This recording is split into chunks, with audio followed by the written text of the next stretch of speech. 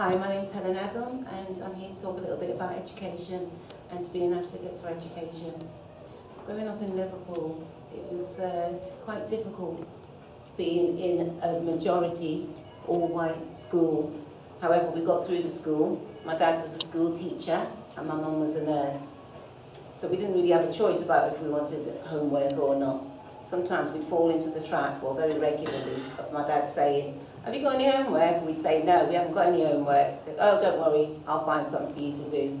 And this was always what he did as we were growing up. And my dad studied law, 1952 to 1954. But as we all know, that civil rights didn't really come into existence really till about 1964. So he wasn't really allowed to practice law, and he became a maths and English teacher. So he was a great advocate for me in my life for education. And my mum also training to be a nurse. She was always banging on about education also. However, flying the nest, I literally left just about my GCSEs and I thought, never again. I'm never going to do education again. So I moved into London in my early 20s and worked for a while, got married, children. And after a while I thought to myself, I think I need to go back to school. So I went back and I did a BA in Sociology and Psychology and a Master's in Psychoanalytic Theory. I also followed my children through school with being a school governor. So I was a school governor for 4 years at a primary school and 4 years at their secondary school. I just thought it would give them a bit more confidence to see people around showing that education was something to be valued, something that we need in our lives, and it's good to work towards things and strive. So that's what I've been doing with my time. And during that period, I also wrote a book called Nubian Minds. Because I just think that sometimes people don't want to go to uni all the time, or they don't want to talk, they don't want to go and do further education. So sometimes I think it's better to bring the education to the person. So I do a lot of stalls and different events, and I have my books on sale, and I find that people are really interested. And what I'm trying to do is to reach people who I know would never really go to uni on any other occasion. But maybe if they got a taste of what it was about, or what they could find out about the world, they might be a lot more interested in how they view the world or what they see. So, to be truthful, I'm just like a real advocate for education. I just think education opens doors that wouldn't really be open if you were just like an ordinary blog on the street. Right now, I sit on a medical health regulation board, and I know that's because I've got quite a bit of education behind me, and I am the only supposedly ethnic person on this board. And I just think that we need more people of that same calibre to be helping to input decisions, government decisions on health, well-being, welfare, stuff like that.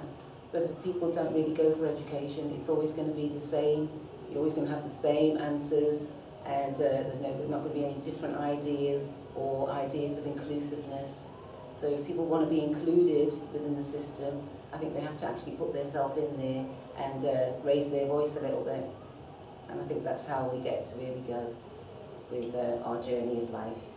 And do you help parents with education of their children in the school environment? Yeah, I was a classroom assistant for a few years also. So I'd have quite a bit of contact with being a governor and also being a classroom assistant. I would be able to assist parents in the best way that they could teach their children, or give the children specific homework where I thought they were stuck on certain areas. So at least then the parents had a bit more backup of what they were actually trying to teach their children. How long were you governor for? I was governor for 8 years. Wow. Yeah, so it was quite a task. And most of that 8 years, I'd have to say again, I was one of the main ethnic people on the actual team, on the actual panel of governors. And what area was that? And this was South East London. So I did primary and I did secondary school, so I could see how the transition was. I found that in primary, the parents were a lot more dedicated, a lot more interested in their children's education. And so they will come to a lot of the meetings. Any meetings that's happening about the school, the parents would come. Come secondary school, nobody's interested.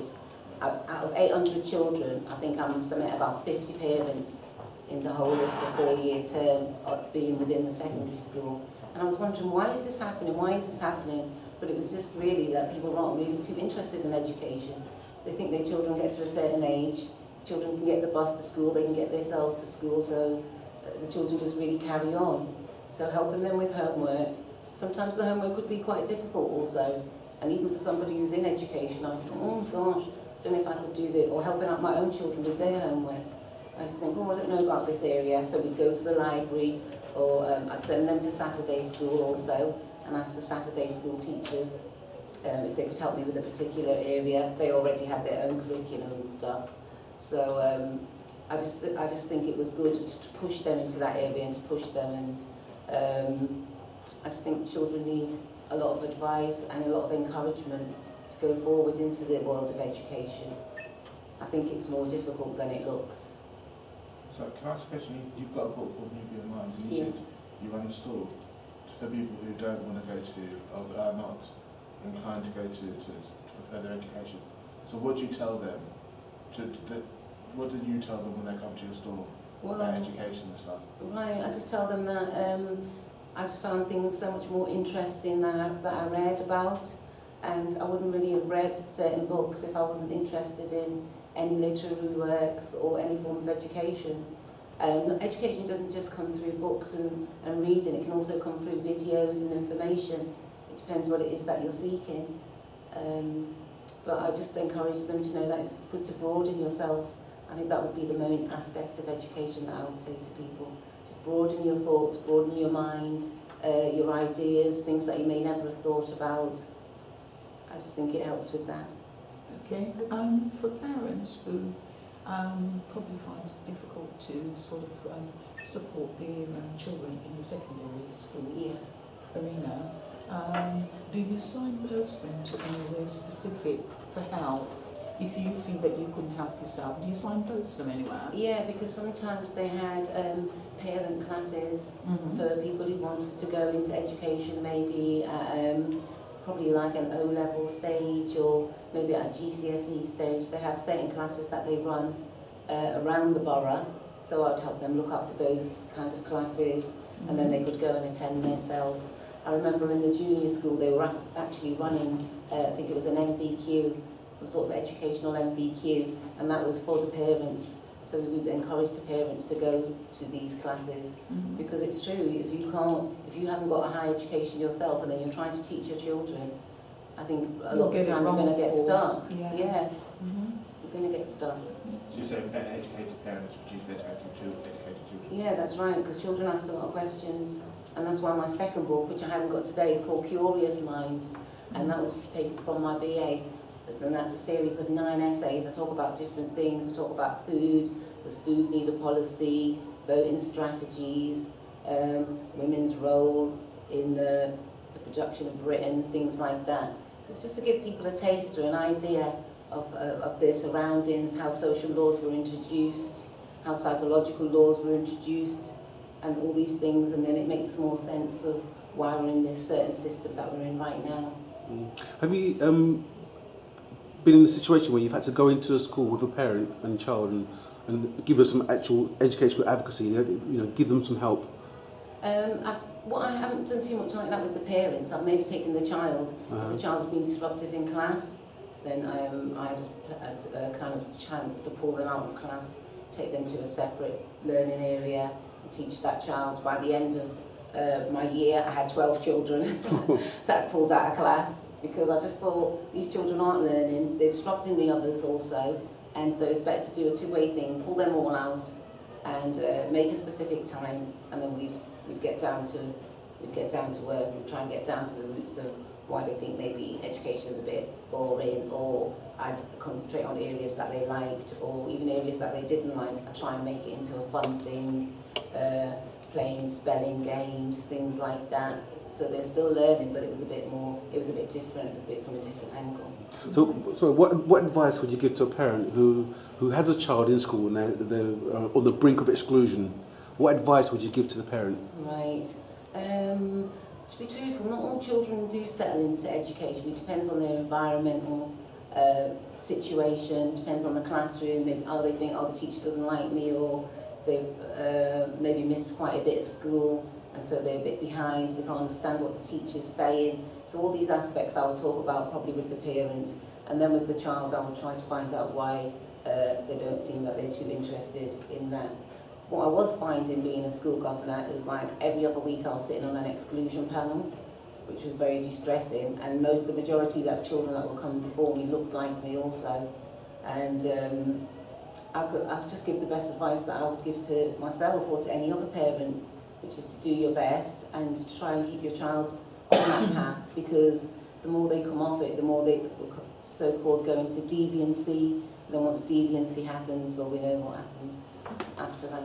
How influential were you in as a governor, as a school parent? Pardon? How influential were you? With parents the or with the decision school? making? Yeah. How influential was I? Well, to be truthful, some of the children said they were really happy to see me coming into the school. They were happy that they could see someone interested in the area of education. They could see that I was the only black face, 80% at the time, so they were glad that somebody was interested in how they were progressing, stuff like that. So I think I was more influential just by people seeing me coming into the school, not that I actually changed any laws or anything like that, because that's quite a big decision-making process. You don't change things on your own, really. By the sound of it, you have. You may not have changed laws, but you've changed the children and parents' outlook and education itself, which is what you were aiming for in the first place. Well, I was just aiming to share the gift. Yeah, I was really aiming to share the gift of education and what it was to read. And you have to remember, a few hundred years ago, we weren't allowed to read as people. We weren't even seen as people. So to have the gift to be able to read, I think that should be like a paramount thing that we should have within our life. So you said you had 12 people that were excluded. Well, they weren't excluded, but they were being disruptive in the class, yeah. What would you say were the main reasons for them being drawn out?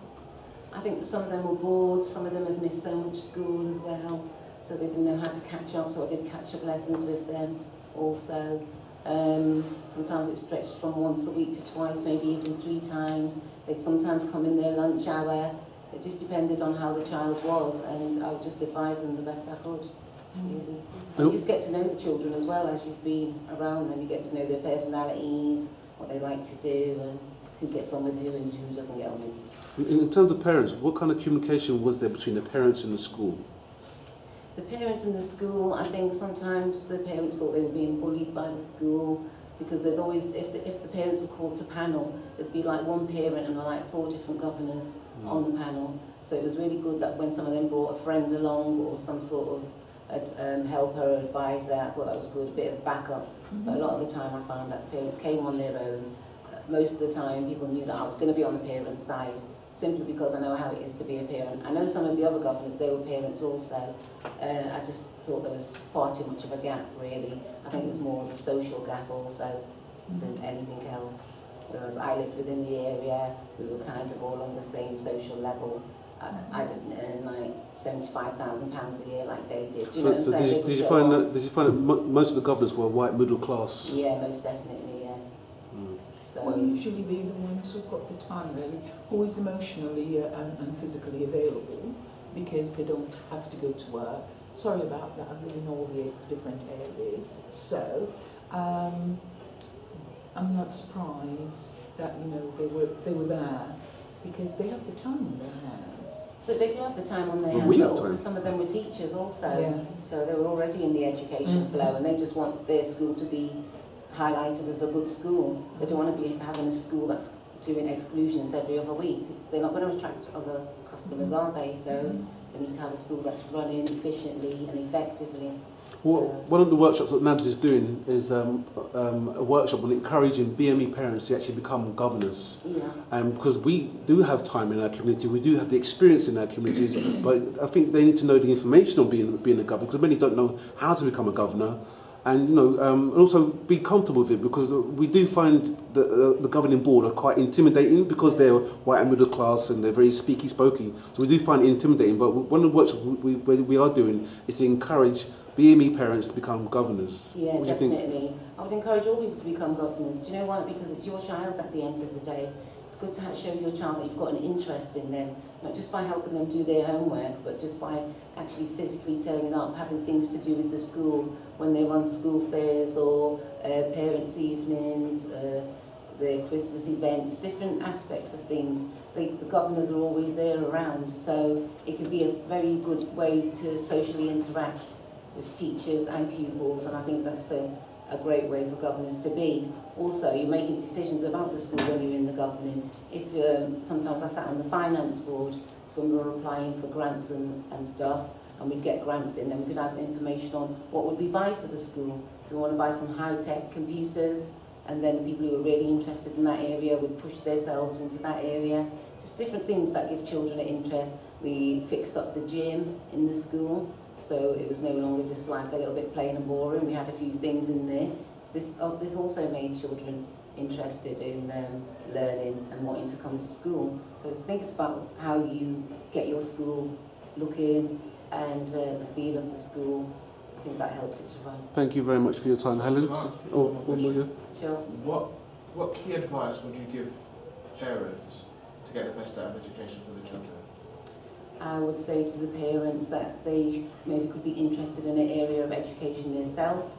It doesn't have to be a written way of doing things. It doesn't have to be, you have to be interested in maths or English. Maybe you're interested in art. Maybe you're interested in needlework. Maybe you're interested in science. So if you form an interest in something like that, I think children naturally follow. So I think that would probably be a good way to influence children. Because I think children naturally follow, even though they may look like they're not following you, they're watching those things. Thank you very much. You're most welcome. Thank you. Thank you very much. you. And just give your book a quick plug, and the other book.